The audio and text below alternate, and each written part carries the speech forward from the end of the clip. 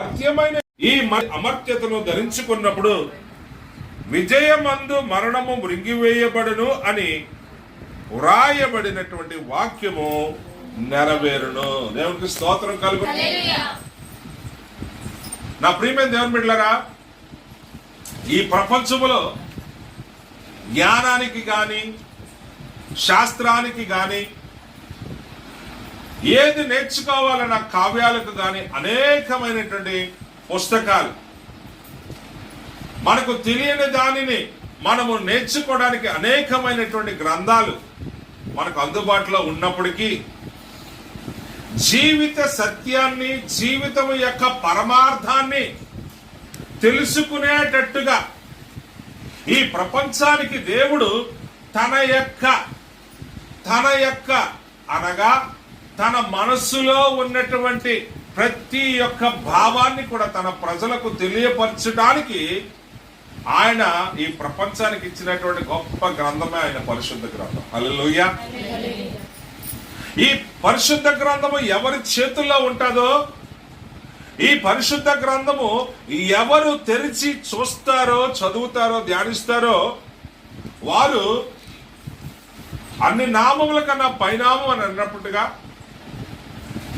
అని అంటాడు. ఇంకొక మాట కూడా అంటాడు ఫిలిప్పీయులకు రాసిన పత్రికలో, సమస్త జ్ఞానమునకు మించినటువంటి దేవుని సమాధానాన్ని వాళ్ళు పొందుకుంటారట. దేవుని స్తోత్రం కలుగును గాక.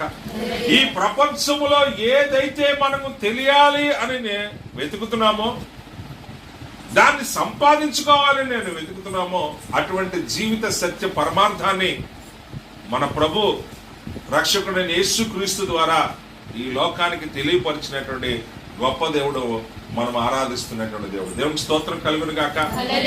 ఎందుకు ఈ సమయంలో మాట చెప్పి నేను ముందుకు వెళ్తున్నాను అని అంటే, మరి అంకుల్ గారి గురించి అనేక విషయాలు, భయంకరమైనటువంటి విగ్రహారాధన, దాని కొరకు ఆయన చేసినటువంటి పూజలు, ఆయన ప్రదర్శించినటువంటి భక్తి చూస్తే మనకే ఆశ్చర్యం వేస్తారు. ఒక పక్కన సాయిబాబా భక్తులు, మరి అదని లేదు ఇదని లేదు, ఎవరైనా సరే తర్కానికి వస్తే వారి మీద పడేటటువంటి మనస్తత్వం. కానీ ఎక్కడ మనం చూసినా దైవ భక్తి అనేది ఆయనలో కనబడుతుంది. ఆ దైవ భక్తి ఆయన చేసిన ప్రక్రియలో దేవుడు అతన్ని జ్ఞాపకం చేసుకున్నాడు. ఈరోజు జీవిత సత్య పరమార్థాన్ని ఆయనకు బోధించి, నాయన ఒక్కసారి నా వైపు చూడని ఆయన వైపు పిలుచుకున్నాడు. హల్లెలూయా. ఈరోజు దేన్నైతే తెలుసుకోవాలి, దేన్నైతే నేను సంపాదించుకోవాలి అని ఆయన ప్రయాసపడ్డాడో, ఆ ప్రయాసను చూచినటువంటి దేవుడు అంకుల్ గారిని దర్శించి తను తాను కనపరుచుకున్నాడు. దేవుని స్తోత్రం కలుగును గాక. అందుకని ఆయన ఆఖరిగా మనతో ఉన్నది ఒక 6 నెలలు, మాక్సిమం 6 నెలలు, లేకపోతే 1 సంవత్సరం అనుకోండి. కానీ ఆ సమయంలో ఆయన చూపించినటువంటి దైవ భక్తి, ఆయన పాల్గొన్నటువంటి పరిచర్లో పాల్గొన్నటువంటి విధానాలు, దేవుని బిడ్డల పట్ల ఆయన పెంచుకున్నటువంటి ప్రేమలు ఏ రీతిగా ఉన్నాయో మనం చూసామో, అవన్నీ ఎలాగ ఆయనలో పొందుపరుచుకున్నాడు అని అంటే, ఆయన్ని ఎలాగైతే దేవుణ్ణి ప్రేమించాడో ఆ ప్రేమను మన పట్ల కూడా అలాగే కనపరిచాడు. దేవుని స్తోత్రం కలుగును గాక. ఇప్పుడు ఆయన ఏ పరమార్థం కోసం అయితే తన భక్తి జీవితాన్ని ప్రదర్శించుకున్నాడో, ఆ పరమార్థము యేసులోనే ఉన్నదనేటువంటి సత్యాన్ని ఆయన అర్థం చేసుకుని ప్రభు చేత పిలువబడిన వాడే ఈరోజు దేవుని కొరకు మన మధ్యన ఒక సాక్షిగా జీవించినటువంటి జీవితాన్ని ఈ సమయంలో మనం జ్ఞాపకం చేసుకున్నాం. అయితే ఈ పరమార్థం ఆయనకి ఏంటి తెలియచేసింది అని అంటే, మరణము తర్వాత కూడా జీవము ఉన్నదనేటువంటి విషయాన్ని ఆయన తెలుసుకున్నాడు. ఆయన భయపడలేదు. ఆయనకి ఏమి జరుగుతుందో కొన్ని విషయాలు ఆయనకి చెప్పకపోయినా, కానీ ఆయన ఆఖరి సమయంలో కూడా తన మాటల్లో భయాన్ని వ్యక్తపరచలేదు. కానీ దేవుడు నన్ను కాపాడుతున్నాడు బాబు, దేవుడు నన్ను బలపరుస్తున్నాడు బాబు అని తన హృదయములో ప్రభు పట్ల తనకున్నటువంటి అపారమైనటువంటి విశ్వాసాన్ని, నిరీక్షణను కూడా ఆయన కనపరిచాడు. దేవునికి స్తోత్రం కలుగును గాక. ఆయనకి హాస్పిటల్లో ఆపరేషన్ చేయించినప్పుడు కూడా భవానీ మరి అక్కడి నుంచి ఫోన్ చేసి నాతో కూడా ఆ ఫోన్లో అంకుల్తో మాట్లాడించినటువంటి సందర్భాలు కూడా నాకు ఇప్పటికీ కూడా గుర్తు. ఆ ఫోన్లో కూడా ఆయన కొన్ని విషయాలు మాట్లాడి తను తాను బలపరుచుకునేవాడు తప్ప ఎక్కడ కూడా ఆయన పిరికితనాన్ని చూపించలేదు. అలాగే ఆంటీ గారు కానీ మరి భవానీ కానీ ఆయన కృంగిపోకూడదానికి కొన్ని విషయాలు ఆయనకి చెప్పాల్సిన అవసరం లేదన్న విషయంలో ఆయన ఆ రీతిగా బలపరుచుకున్నారు. దేవుని స్తోత్రం కలుగును కాక. అయితే ఈరోజు ఆయన బట్టి మనకు కలిగినటువంటి ధైర్యం ఏమిటి? ఆయన బట్టి మనం ఈరోజు ప్రభువుని ఆరాధిస్తూ ఉన్నామో ఆయనకున్నటువంటి నిరీక్షణ ఈరోజు మన జీవితాలను ఎలాగా ప్రభావితం చేస్తాము. యేసులో ఉన్న ఆనందం ఏమిటి?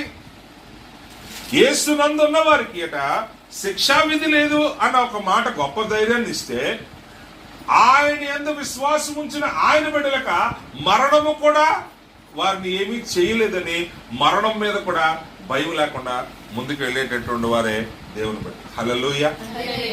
అయితే ఈ మరణము తథ్యమే, కానీ దేని కొరకైతే మనం ఎదురు చూస్తా ఉన్నామో, దేని కొరకైతే మనము ఎదురు చూస్తా ఉన్నాము. చూడండి, అదే 15వ అధ్యాయంలో జాగ్రత్తగా మీరు చూస్తే 20 ఒక మాట చదువుదాం. ఏమన్నాడు చూడండి అక్కడ 20వ వచనం నుంచి, ఇప్పుడైతే నిద్రించిన వారిలో ప్రథమ ఫలముగా క్రీస్తు మృతుల్లో నుండి లేపబడి ఉన్నాడు. మనుషుల ద్వారా మరణం వచ్చిన కనుక మనుషుల ద్వారానే మృతుల పునరుత్థానము కలిగెను. హల్లెలూయా. ఇదే క్రైస్తవ గొప్ప నిరీక్షణ.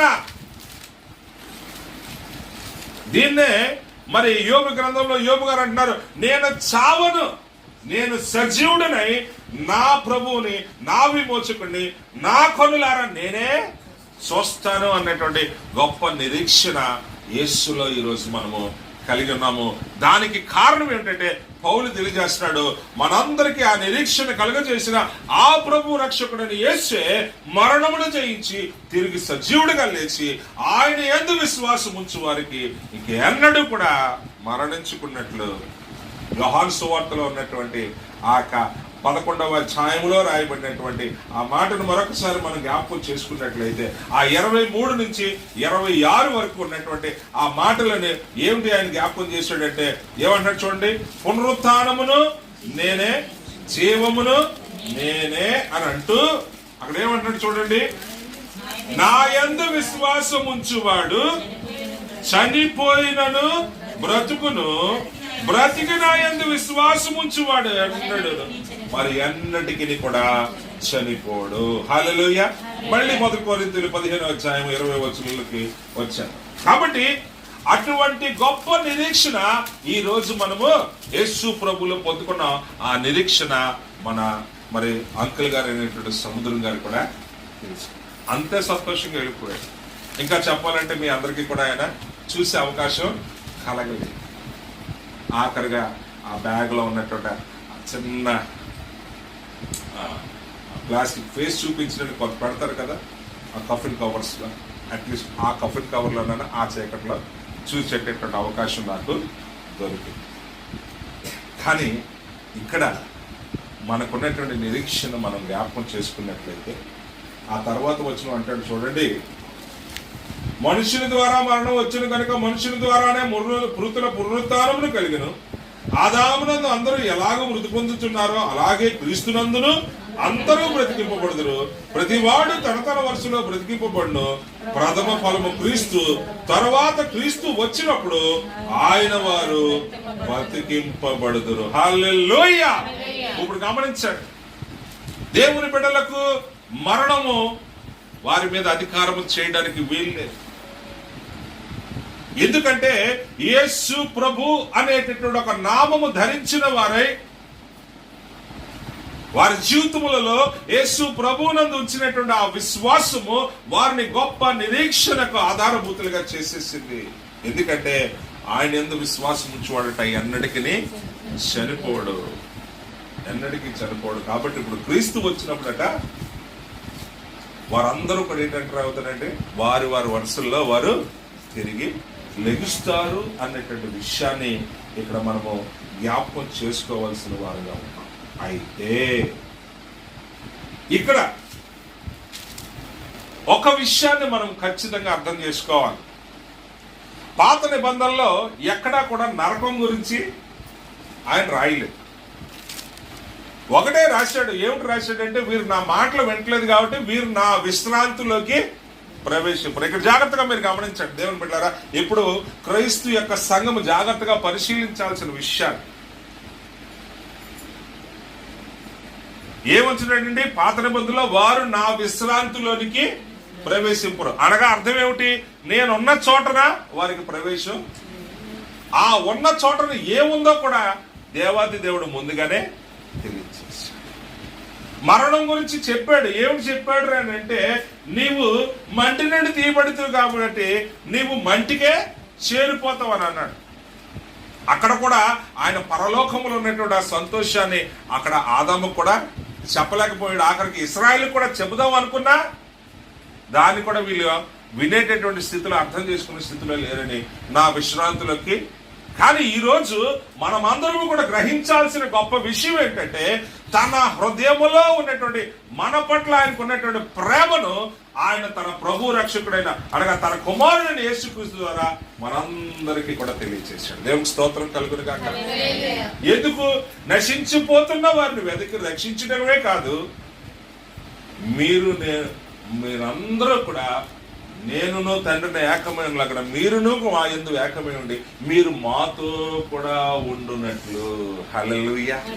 ఈరోజు ప్రభు యొక్క యేసుని బట్టి మనకు కలిగిన ధైర్యం ఏంటంటే, ఇప్పుడు నేను అనాథని కాదు, ఒంటరివాడిని కాదు, నా ప్రభుతో నేను నిత్యము ఉండేవాడను, నా ప్రభువే నా యొక్క కన్నీరు తుడుచువాడనేటువంటి గొప్ప ధైర్యాన్ని ఈరోజు మన పరమ తండ్రి మన ప్రభు రక్షకుడైన క్రీస్తు ద్వారా మనకి అనుగ్రహించాడు. హల్లెలూయా. అంతే. ఏ దేవుడు కోరుకున్న గొప్ప విషయం ఏంటంటరా, ఇదిగో మీరు నాతో కూడా ఉండునట్లుగా. దాని కొరకు ఆయన ఏం చేయాలని ఆశపడ్డాడు? ఏ పాపము చేతనైతే మరణము మానవుని మీద ఏలుబడి చేయడం మొదలుపెట్టిందో ఆ మరణాన్నే ఆయన శిలువ మరణము ద్వారా ఆ మరణం అనే శాపాన్ని ఆయన కొట్టిపారేసి ఈరోజు యేసు వైపు చూచిన వారందరికీ కూడా ఆయన ఏమనుగ్రహిస్తున్నాడు? నిత్య జీవం. అనగా ఇక మరణము మీ మీద అధికారము చేయదు, కానీ మీరు నిత్యము నాతో జీవించినట్లుగా నేను మీ కొరకు నా రక్షణను అందించాను. కాబట్టి ఈరోజు మనమందరం కూడా ఈ విషయాన్ని జ్ఞాపకం చేసుకోవాలి. దేవుడు మనకు అనుగ్రహించినటువంటి ఈ గొప్ప నిత్య జీవం అనేటటువంటి వరాన్ని మనము చేపట్టడానికి ఏమాత్రము కూడా వెనకాడకూడదు అన్న విషయాన్ని ఈరోజు మనం జ్ఞాపకం చేసుకోవాలి. ఒకడు లోకమంతా సంపాదించుకుని తన ప్రాణాన్ని పోగొట్టుకుంటే వాడికి ప్రయోజనం. ఈరోజు ప్రతి క్రైస్తవుడు కూడా గుర్తించాల్సిన విషయం ఏంటంటే, లోకములను అన్ని కూడా నా ప్రభు నాకు దయచేశాడని మనం చెప్పుకోగలుగుతున్నాం, కానీ నేను నా యేసుతో పరలోకములో ఉండాలి అనేటువంటి నిరీక్షణ కూడా మన జీవితంలో ఉండాలి. అది లేకపోతే మనకి ఎన్ని దేవుడు ఇచ్చాడని చెప్పుకున్నా మన జీవము దేవునితో కూడా లేకపోతే ఏమైపోద్ది? మన ప్రయాస, మన బ్రతుకు యొక్క పరమాత్మ అంతా కూడా బూడిదే. కాబట్టి ఈరోజు ఆయన బట్టి మనకు కలిగినటువంటి ధైర్యం ఏమిటంటే, జీవం గల దేవుని తెలుసుకున్న తర్వాత ఆయన ప్రభుని ఎంతగా ప్రేమించాడో ఆ ప్రేమను తన విశ్వాస ప్రక్రియను ఎలాగైతే జరిగించుకున్నాడో, అనగా దేవునికి ఇష్టడుగా జీవించడానికి తను చేసినటువంటి ప్రతి క్రియ అది ఆయన ఏం చేసింది ఏంటంటే, ఆయన సన్నిధిలో ఆయన ఎంతో సంతోషంగా నిలబెట్టింది. అందుకనే మీరు ఎప్పుడైనా గమనించండి, ఆయన చర్చికి వచ్చాడంటే ఆయన కాముగా ఉండేవాడు కాదు. వెళ్ళిపోయే ముందు ఏం చేసేవాడండి? అందరూ తుర్రుమని వెళ్ళిపోవడానికి చూసేవారు. కానీ ఆయన అందరినీ పలకరించుకుని అరే ఎవరో తెలియదుగా, కానీ ఎవరికేం తెలియనోడికి ఇప్పుడు అందరినీ పలకరించాలని మనసు ఎక్కడి నుంచి వచ్చింది? ఈరోజు చాలా మంది క్రైస్తవులు చర్చికి వస్తారు, కానీ పక్కడు ఇక్కడ చూడకుండా వెళ్ళిపోతారు. నా భక్తి, నా బాధ అంతా ఆయనకే తెలుసులే, నేను ఎవరికి చెప్పుకోవాల్సిన నాకు ఆయనకే చెప్పుకుంటా. ఏం అలాంటప్పుడు సంఘం ఎందుకు నీకు? ఇంట్లో కూర్చొని చేసేసుకుంటే పోయిందిగా. కానీ ఈయనైతే అలా కాదు. సంఘములందరినీ నా వారు అనుకుంటూ తన ప్రేమని దేవుని యందు అతను సంపాదించుకున్న ఆ ప్రేమ, ఆ సంతోషం, ఆ నిరీక్షణ అందరితో పంచుకుంటూ తన విశ్వాసాన్ని ఒకటే, మంచి విశ్వాసంగా మంచి నేల మీద పడినటువంటి విత్తనంగా తన జీవితాన్ని ప్రభు దగ్గర సార్థకం చేసుకున్న వ్యక్తిగా ఆయన. ఒకడు సంజయ్ అంకుల్ గారి గురించి చెప్పమంటే ఆయన ఏమి ఏడలేదు. ఆయన గురించి చెప్పాలి అని అంటే ఆయన మొహంలో ఒక సంతోషాన్ని చూశాను. అంటే ఆయన గురించి ఏం చూశాడు ఆయనలో ఉన్న మార్పు, ఆ మార్పులో ఉన్నటువంటి ప్రేమ, ఆ ప్రేమలో పొందుకున్నటువంటి సంతోషము, దాని కొరకు ఆయన తన జీవితాన్ని ఎలా మార్చుకున్నాడు అనేది ఆయన వ్యక్తిగతంగా చూసినటువంటి వాడు. కాబట్టి ఇప్పుడు ఆయన గురించి చెప్పడానికి ఆయన నీరసించిపోలేదు, బాధపడలేదు, కన్నీరు పెట్టుకోలేదు. కానీ ఆయన పొందుకున్న రక్షణ ఆనంద జీవితాన్ని, ఆయనలో కలిగిన మార్పుని, ఆయన చేసినటువంటి క్రియలను ఆయన సంతోషముగా ఆయన గురించి వ్యక్తపరుస్తా ఉన్నాడు. హల్లెలూయా. నమ్ముకున్న దేవుడికి నమ్మకము, నమ్ముకున్నటువంటి నమ్మకానికి ఆయన పొందుకున్న బహుమానము. ఆయన ఒకటే చెప్తున్నాడు, ఈరోజు ఆయన ప్రభుతోనే దేవుని స్తోత్రం కలుగును కాక. ఈరోజు ప్రతి క్రైస్తవుడు అటువంటి నిరీక్షణలో ముందుకు వెళ్ళాలి. దానికి ఈరోజు నీ విశ్వాసము, దేవుని పట్ల నీకున్న ప్రేమ, దేవుని అందు నీకున్న నిరీక్షణ నేను ప్రభు దగ్గర నేర్పిస్తాను. అయితే ఇప్పుడు అంకుల్ గారు ఎక్కడున్నారు అని మనం జాగ్రత్తగా చూసుకున్నట్లయితే ఈ ప్రాసెస్ జరగాల్సింది.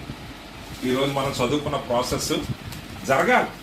ఆ 1 కొరింథీయుల్లో ఉన్నటువంటి ఆ 15వ అధ్యాయంలో ఉన్నటువంటి ఆ 54వ వచనం నుంచి మనం ఆ 51 నుంచి ఆ 54 వరకు ఉన్నటువంటి ఆ ప్రాసెస్ జరగాలి.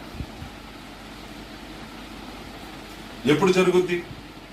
క్షయిత అక్షయితను ధరించుకోవాలి, మర్త్యమైన ఈ శరీరము అమర్త్యతను ధరించుకోవలసింది. ఇదంతా ఎప్పుడు జరుగుతుంది అని మనం జాగ్రత్తగా చూసినట్లయితే ఒకటే ఒక మాట అపోస్తలుడు పౌలు గారు అంటారు. మత్తయి రాసిన పత్రిక 4వ అధ్యాయంలో ఆ 14వ వచనాన్ని మనం జాగ్రత్తగా చూసినప్పుడు ఆయన ఏమంటున్నాడు చూడండి. అక్కడ చక్కని మాట మీకు చూపించాలని ఆశపడుతున్నాను. 4వ అధ్యాయంలో ఏమంటాడు చూడండి. 3:13 నుంచి చదువుకుందాం. సహోదరులారా, నిరీక్షణ లేని ఇతరుల వలె మీరు దుఃఖపడకుండా నిమిత్తము ఏంటంటే నిద్రించుతున్న వారి గురించి అసలు మీకు తెలియకుండా అనేది మాకు ఇష్టం లేని పని. ఏం చేస్తున్నాడంటే అక్కడ యేసు మృతి పొంది తిరిగి లేచినని మనము నమ్మిన ఎడల అదే ప్రకారము యేసునందు నిద్రించిన వారిని దేవుడు ఆయనతో కూడా వెంట పెట్టుకుని వచ్చును. హల్లెలూయా. చూడండి ఎంత చక్కని మాట. అప్పుడు నిద్రించిన వారి గురించి అపోస్తలుడైన పౌలు గారు చెప్తున్నాడు. యేసు ప్రభు ఎలాగైతే మృతిని గెలిచి తిరిగి లేచాడో అలాగే ఆయన యందు నిద్రించిన వారినట ఆయనతో పాటు వెంట పెట్టుకుని వస్తున్నాడు. అయితే ఈ రెండింటి మధ్యన ఏం జరగాలంటే మార్పు, రెప్పపాటున మార్పు. ఏమిటంటే సమాధులు తెరవబడతాయి, వారు లేపబడతారు. క్షయిత అక్షయితను, మత్స్యమని శరీరం అమర్చను అనగా ఏం చేస్తున్నారు? మార్పు పొందిన అనగా మహిమ శరీరాలుగా వారు దేవుని స్తోత్రం కలుగును కాక. పరలోకంలో చూస్తామని ఖచ్చితంగా. అయితే ఈరోజు ప్రతివారు తమ వరుసల్లో చనిపోతారు. కానీ చనిపోయి తిరిగి లేచిన తర్వాత 2 స్థానాలు ఉన్నాయి. ఈ 2 స్థానాల్లో నువ్వు కోరుకోవాల్సిన స్థానము. ఈ మాట చదువుకొని మనం ముగించుకుందాం. చూడండి, దానియేలు గ్రంథము 12వ అధ్యాయంలో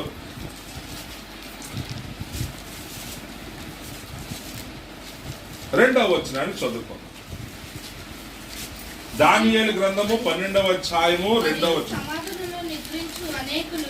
చూడండి, ఇక్కడ ఏమంటున్నాడంటే నిద్రించిన వారు అందరూ కూడా లేపబడి యేసు ప్రభుతో కూడా వెంట పెట్టుకొని వస్తారు అని పౌలు గారు సెలవిచ్చారు.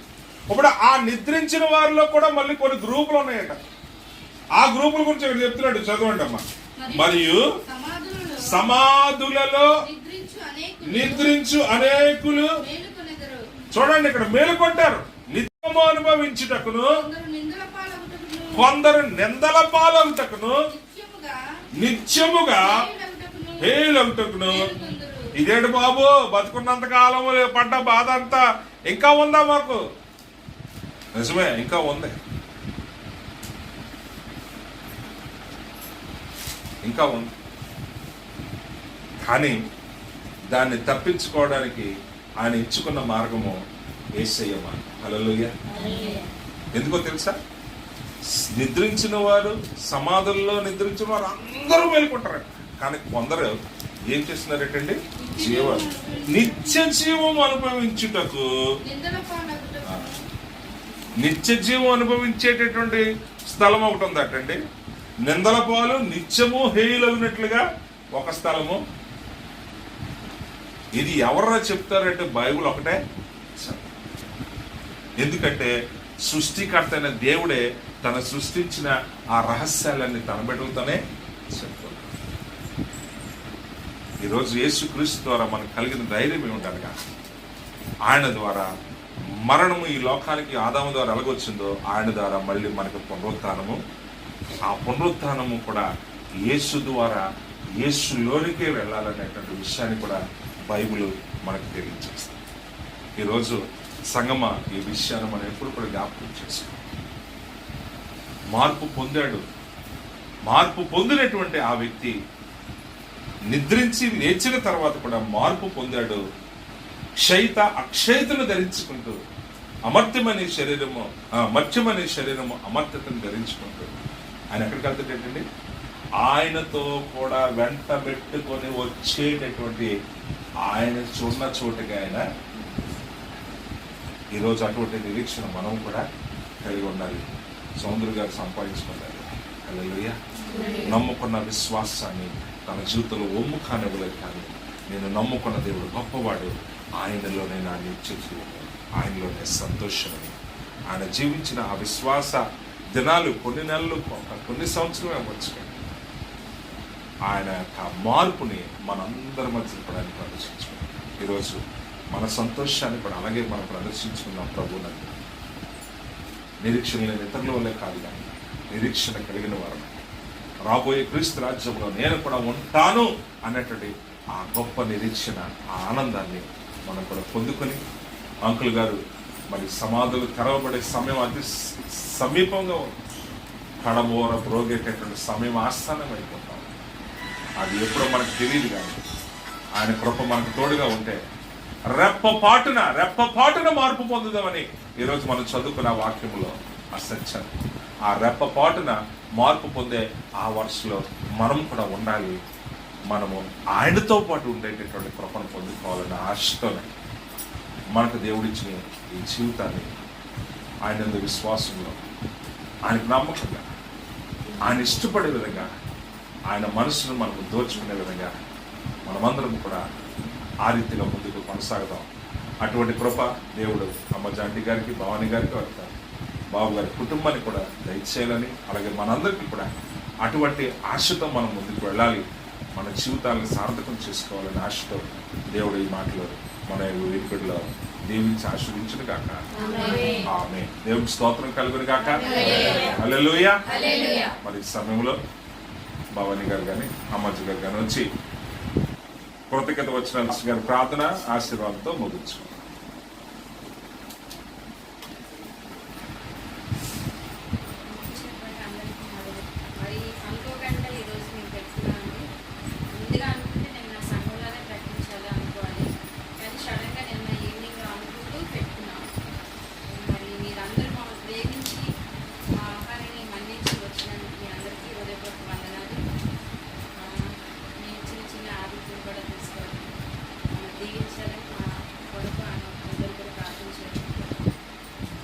దేవునికి స్తోత్రం. దేవునికి స్తోత్రం. సముద్రం గారి గురించి చెప్పకముందు అమ్మాజీ గారి గురించి చెప్పాలి. ఆమె భవానీ పెళ్ళి అయిన తర్వాత నేను అసలు ఈ సంఘానికి వచ్చిన దగ్గర నుంచి భవానీ నాకు బాగా పరిచయం. అప్పటికే భాషలతో మాట్లాడేది, ప్రార్థనలు చాలా చక్కగా చేసింది. నేను ఎంతగానో ప్రేమించే వ్యక్తి భవానీ. అది ఎప్పుడు స్థిరంగా అలాగే ఉంటుంది, ఇది మారదు. అయితే క్రిస్మస్ వచ్చేటప్పటికి అమ్మాజీ గారు ఆ పొలిపేట మీద, బల్ల మీద ఆ సిలువ గుర్తు వేయించి ఆ బల్ల మీద వేయడానికి తీసుకొచ్చారు. అప్పుడు ఆమెలో విశ్వాసం నేను చూశాను. చాలాసార్లు అప్పటి నుంచి కూడా సముద్రం గారు కూడా నాకు పరిచయం. ఎందుకంటే ఆయన నన్ను ఎంతగానో ప్రేమించి గౌరవించారు. నేను హాస్పిటల్స్కి అందరినీ తీసుకెళ్తూ ఉండేవాడు. ఇప్పుడంటే మరి నా ఆరోగ్యం బాగోక ఉండిపోయాను, కానీ అప్పుడు ఎవరైనా బాగోదంటే మనం తీసుకుని వెళ్ళడం, ట్రీట్మెంట్ చేయించి ఇదంతా చేయించేవాడిని. హాస్పిటల్లో నన్ను కలిసేవారు. ఆయన ఎంతో మర్యాదగా గౌరవంగా మాట్లాడి వెళ్ళిపోతూ ఉండేవారు. అలాగే ఆయన పనిచేస్తున్న హాస్పిటల్కి మా తమ్ముడిని అనేక మందిని తీసుకెళ్ళని తుమ్ములు స్వస్థత అక్కడ ఆయన నాకు ఎంతో సహకారిగా కూడా ఉంటూ ఉండేవారు.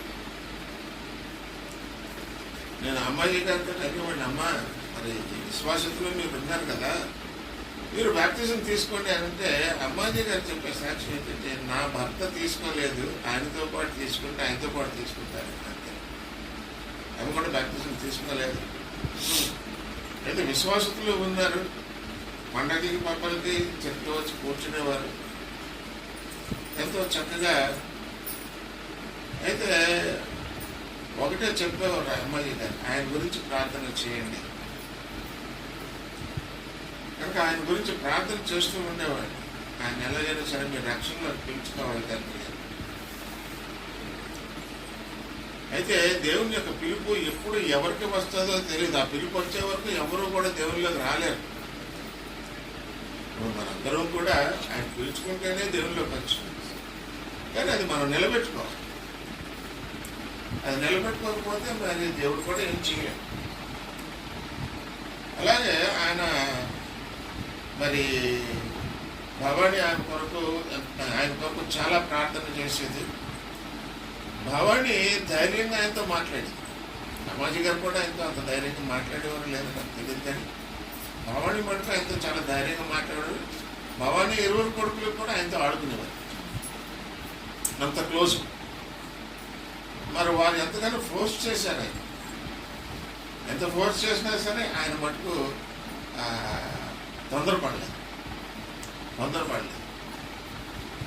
సరే ఆఖరికి ఎలాగైతే ఆయన్ని ఎలా ఒప్పుకున్నారో ఆయన అనుభవం ఏమిటో ఎప్పుడు చెప్పలేదు.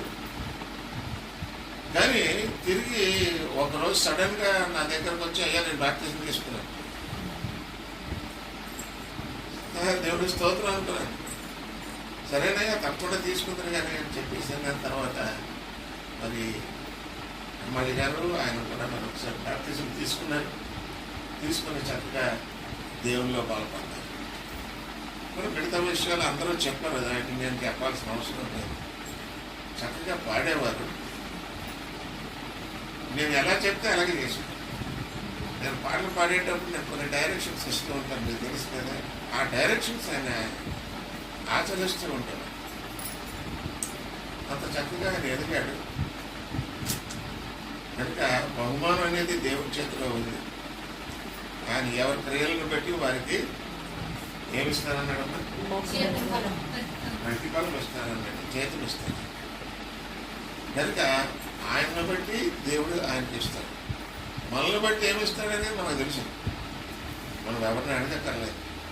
మన యొక్క మనసే మనకి సాక్షి. కనుక మనం కూడా దేవుళ్ళలో నిత్యము ఎదగాలని, ఆ విశ్వాసంలో బలపడాలని మరి కోరుకుంటూ చిన్న ప్రార్థన చేస్తున్నాం. సర్వోన్నతుడా, సర్వకృపానిధి, నీ కృప మాకు చాలునయ్యా. సర్వం నీవై ఉండి నీ కోరికలో నీ స్వరూపంలో మనిషిని నవ్వా తీర్చిదిద్ది నీ ఊపిరి చేత మమ్మల్ని నింపి మమ్మల్ని జీవాత్మగా చేసినటువంటి వాడు. అలాగే నరులారా తిరిగి రెండని పిలుచుకున్నవాడు కూడా నీవే. కనుక అట్టి నీ యొక్క సృష్టి క్రమంలో సముద్రం గారిని కూడా పిలుచుకొని, సముద్రం గారిని, అమ్మాయి గారిని, వారి బిడ్డల్ని కూడా ఆశీర్వదించి కుటుంబం అంతటికీ మీరు తోడుగా ఉండి మీరు చేసినటువంటి అనేక మేళ్లను బట్టి కష్ట నష్టాల్లో, వ్యాధి బాధల్లో, సుఖ సౌఖ్యాల్లో అన్నింటిలో కూడా తోడుగా ఉండి వారిని దీవించి ఈనాడు ఒక మంచి స్థితిలో వారు ఉండేటటువంటి భాగ్యం ఇచ్చినటువంటి వాడు కూడా నీవే. సముద్ర గారిని మీరు పిలుచుకున్న తర్వాత నీ యొక్క పిలుపుకి తగినట్లుగా ఆయన నడుచుకునే భాగ్యంను కూడా మీ ఆత్మీయ నడిపింపును కూడా అనుగ్రహించారు. నీకే వందనాలు అయ్యా. నీ రాకడలో సముద్రం గారిని గుర్తు చేసుకుంటారని మేము నమ్ముతున్నాం నాయన. అయితే ఆయన వరుసలో మామ వరుసలో కూడా తండ్రి మేము మీ దగ్గర రావాల్సిన వారమే కనుక అయ్యా మమ్మల్ని అందరినీ కూడా గుర్తు చేసుకోండి. ప్రత్యేకించి మా సువార్త సేవ సంఘంలో ఏ ఒక్కరూ నశించుకోకుండా నీ విశ్వాసంలో బలపడుతూ లౌకికమైనటువంటి తలుపులతో కాక తండ్రి ఆత్మీయ తలుపులతో మమ్మల్ని మేము బలపరుచుకుంటూ తండ్రి సంఘాన్ని అభివృద్ధి చేసుకునే జ్ఞానమును మీ ఆత్మీయ నడిపింపును మాకు అనుగ్రహించండి. యువామాజీ గారికి, భావనికి, తన భర్తకు, వారికి ఇచ్చిన 20 కుమారులకు, మరి శ్రీలంకలో ఉన్న కుమారుడికు, భార్యకు, వారి బిడ్డలకు మరి మీ అందరు ఎదిరించిన పెద్ద కుమారుని కూడా గుర్తు చేసుకోమని నడిపించు అయ్యా. ఈ కుటుంబాంతటిని మరొకసారి మీ చేతికి అప్పగించుకుంటూ వచ్చిన ప్రతి బిడ్డను కూడా దీవించి వారి కుటుంబాన్ని కూడా దినదిన అభివృద్ధిని, వారి ప్రాథమిక సమాధానం అనుగ్రహించమని యేసుక్రీస్తు నామమున వేడుకుంటున్నాను తండ్రి. ఆమేన్. మన తండ్రి అయిన దేవుని యొక్క ప్రేమ, మన రక్షకుడును తన సన్నిధానము చేర్చుకుని దైవ సన్నిధానంలో మనం నిర్దోషులుగా నిలబెట్టుకోవాల్సినటువంటి యేసుక్రీస్తు యొక్క కృప, పరిశుద్ధాత్మని యొక్క అన్యోన్య సహవాసము, ఆదరణ, నడిపింపు సదాకాలం ఇంకో కుటుంబాన్ని విడిచి మీ దగ్గర చేరినటువంటి సముద్రం గారిని, వారి కుమారుని కూడా గుర్తు చేసుకుంటూ ఇదిగో అమ్మాజీ గారిని మరి విడిచినటువంటి కుటుంబం అంతటినీ కూడా దీవించమని వచ్చిన ప్రతి ఒక్కరికి తోడుగా యేసుక్రీస్తు నామమున వేడుకుంటున్నాను తండ్రి. ఆమేన్. దేవునికి మహిమ కలుగును గాక.